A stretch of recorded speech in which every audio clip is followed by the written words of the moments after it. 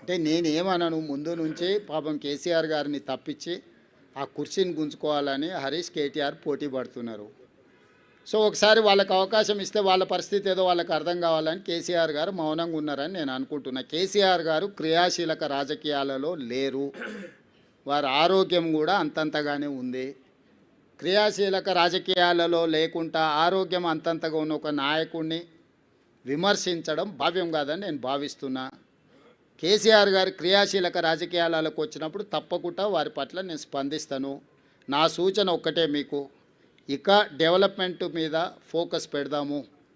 రాబోయే 2 సంవత్సరాలు ఫోకస్డ్గా మన రాష్ట్రాన్ని అభివృద్ధి చేసుకుందాము, సంక్షేమ పథకాలు అమలు చేద్దాము, రాష్ట్ర ఆదాయాన్ని పెంచుకుందాము, వనరులను సమకూర్చుకుందాము, అభివృద్ధికి సహకరించండి అని ప్రధాన ప్రతిపక్షం హరీష్ కేటీఆర్కి చెప్తున్నా, కేంద్రం నుంచి నిధుల కోసం సహకరించమని కిషన్ రెడ్డి గారికి చెప్తున్నా. మనమందరం కష్టపడతాం, మీరు కూడా ఈ కష్టాన్ని గుర్తించి ప్రజలకు చెప్పండి అని మీకు కూడా విజ్ఞప్తి చేస్తున్నా. అంతే తప్ప ఇంకా రాజకీయ విమర్శలకు తావు లేదు, అవసరం లేదు. రేపు 17th క్యాబినెట్లో అవన్నీ డిస్కషన్ జరుగుతాయి.